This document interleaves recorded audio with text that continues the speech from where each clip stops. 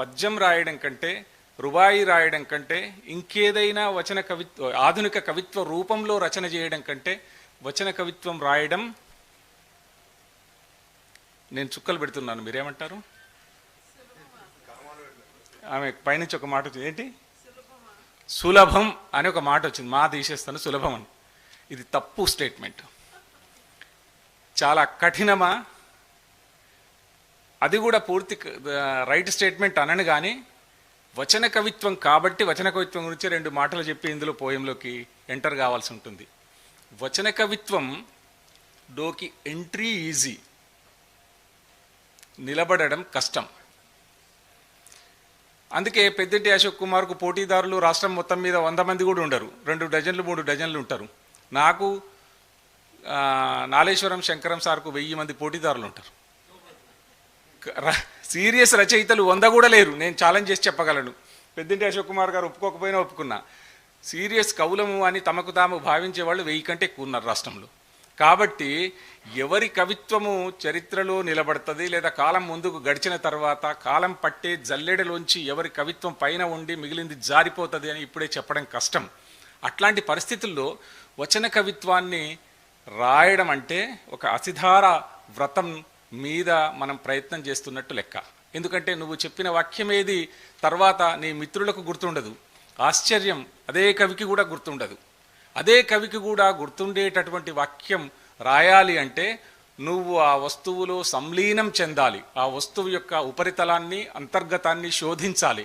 శోధించినప్పుడు వచ్చేటటువంటి వాక్యం అద్భుతంగా ఉంటుంది. దాన్నే ఒక ఆయన చెప్పాడు, అంటే ఎట్లాంటి కవిత్వం మంచి కవిత్వం అంటే ఆ విధంగా తప్ప ఇంకే విధంగానూ రాయడానికి వీలు లేనిది మంచి కవిత అని చెప్పాడు.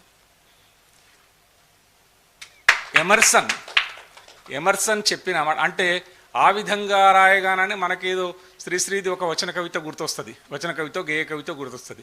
అరే అది అంతా ఎందుకు ప్రేమిస్తున్నారు, అంతా ఎందుకు లైక్ చేస్తున్నారు, నేను కూడా అట్లాగే రాస్తా అని పెన్ను పెట్టి కూర్చొని రాస్తే అది ఆయనకు అనుకరణ అవుతుంది తప్ప నీ ఒరిజిన్ కాదు. ఒరిజినల్ కవిత్వాన్ని పుట్టించడం చాలా కష్టం. ఇందులో కవిత్వం గురించి ఒక మాట చెప్తారు కవయిత్రి సుమన గారు. ఏంటంటే, కవిత్వం అంటే నాకేం తెలుసు, అస్తిత్వం కొలనులో అక్షరాల కన్నీటి అలలతో కలల తీరాన్ని హత్తుకోవడం మినహా కవిత్వం అంటే నాకేం తెలుసు అని అన్నారు. నిజానికి కవిత్వం ఏంటి అని ప్రతి కవి డిఫైన్ చేయడానికి ప్రయత్నం చేశాడు. ఒక మాట ఉంది, నేను చెప్పాను ఒక చోట, ఏంటంటే కవిత్వం చెప్పడం కష్టం, కవిత్వం మీద కవిత్వం చెప్పడం కన్నా కష్టం. అట్లాంటి కష్టమైన కవితని తనకు ఇష్టమైన పదాలుగా చేర్చి రాసినటువంటి కవిత. నిజంగా ఈమె కవిత్వ ఆసక్తి మనకు తెలియజేస్తూ ఉంది. ఇంకొక చోట రాజపాలెం చంద్రశేఖర్ రెడ్డి గారు యుద్ధ వ్యతిరేక కవితలు ఇందులో చాలా ఉన్నాయని చెప్పారు.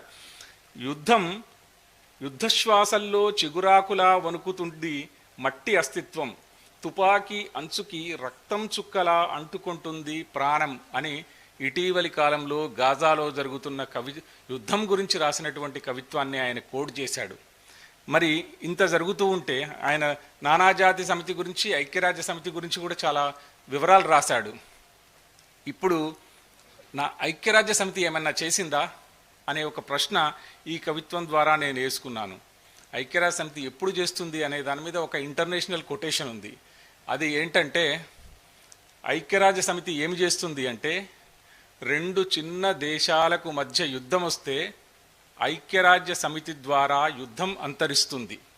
ఒక పెద్ద దేశానికి ఒక చిన్న దేశానికి మధ్య యుద్ధం వస్తే ఐక్యరాజ్య సమితి ద్వారా చిన్న దేశం అంతరిస్తుంది.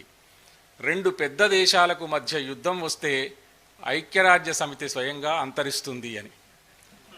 ఇట్లాంటి అనేక భావాలకి అవకాశం కలిగించే కవిత్వం రాసినటువంటి సుమన ప్రణవ్ చాలా సీరియస్ రచయిత్రి, కవయిత్రి కూడా.